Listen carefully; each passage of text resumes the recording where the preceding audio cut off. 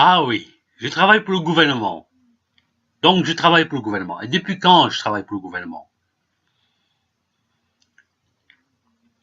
Et où est le salaire? Le salaire est passé où? Et j'occupe quel poste pour le gouvernement? Quelle fonction j'occupe pour le gouvernement? Hein? Où est le salaire? Et où est le contrat? Où il est passé le contrat? Et qui a signé le contrat?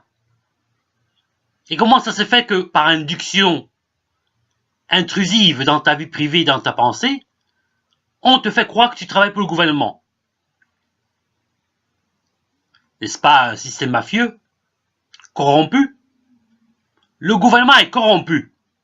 Le gouvernement belge et la plupart des gouvernements européens, le gouvernement américain et canadien sont corrompus. Et quand on parle de tendance de corruption, ils font allusion à d'autres gouvernements hors occidentaux. Mais les occidentaux sont autant corrompus que les autres, ce que vous allez bien savoir. Donc, où est passé le contrat? Si je travaille pour le gouvernement, il doit y avoir un contrat, il doit y avoir un salaire, il doit y avoir une fonction, il doit y avoir une prise de position. Ou bien je travaille pour les services de renseignement, donc j'ai pas de prise de position. Je renseigne les politiques et les sénateurs, les députés.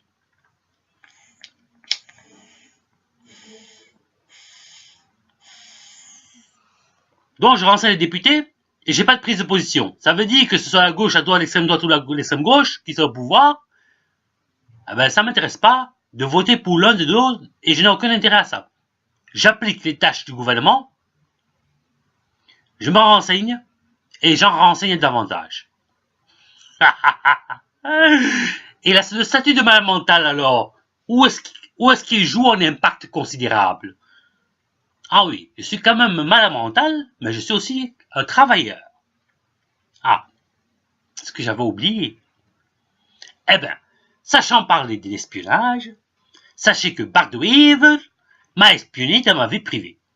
Je l'ai surpris sortant un après-midi d'été, en 2016, de une ou deux maisons, à gauche ou à droite, plus loin que la mienne.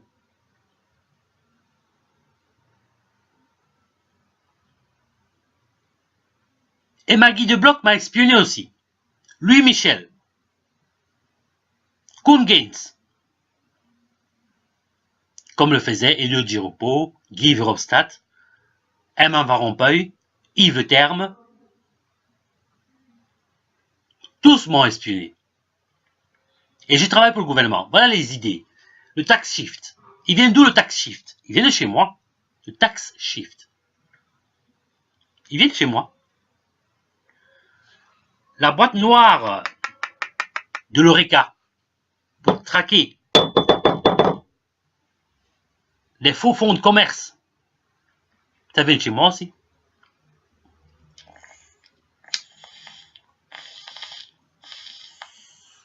Les mesures en matière de politique de santé, étant donné que j'étais au piège, j'étais dans un piège, hein, ça veut dire que j'étais en même temps malade mental et je voulais travailler.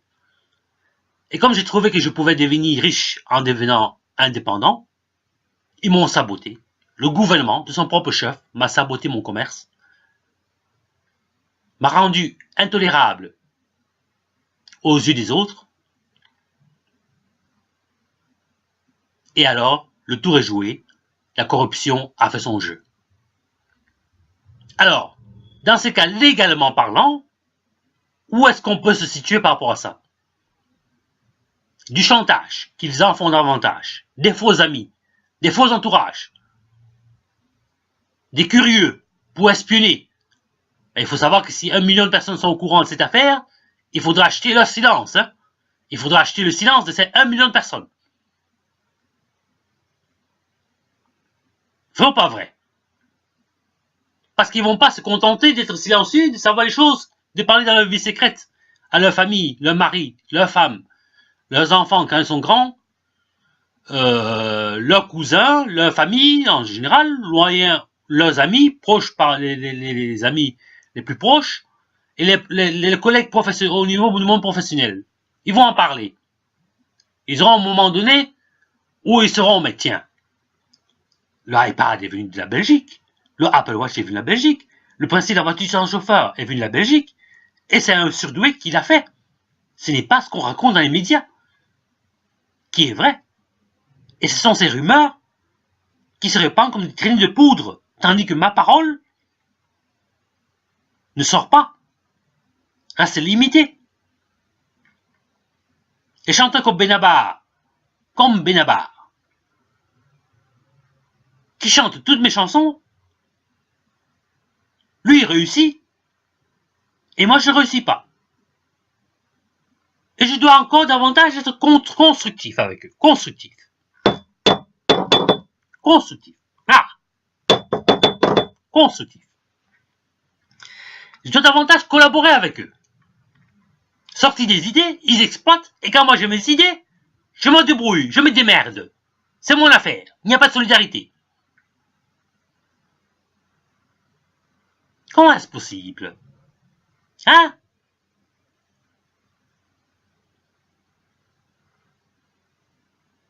Le chef d'accusation est très large. Hein? Un plaidoyer d'avocat. Comme j'ai le bagou en matière de justice et du corps médical, en matière médicale, au plus je parle comme ça, au plus ça les rend nerveux.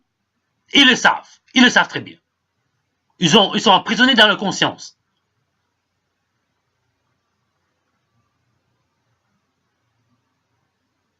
Ils savent très bien ce qu'ils m'ont fait.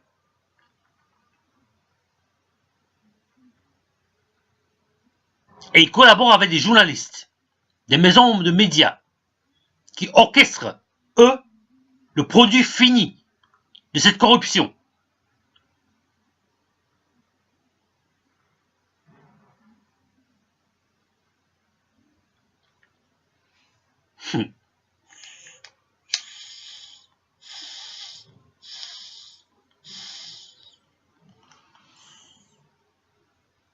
Le gang stalking. D'après mes souvenirs, je me rappelle même aussi que les réseaux sociaux comme le Facebook et le Twitter sont venus de chez moi et de personne d'autre. Alors, un rendement financier, il n'y a personne sur cette terre, depuis l'histoire de l'humanité, qui a sorti autant d'idées qui rentabilisent pour des milliers de milliards des entreprises et la société. Mais le problème, c'est que je suis très intelligent. Et comme je suis très intelligent, ils ne veulent pas que j'ai un autre pouvoir, celui de l'argent. Alors ils me rendent pauvre. Et actuellement, je suis pauvre. Hein. Vous savez combien il me reste dans mon compte à la fin de la semaine? 5 euros.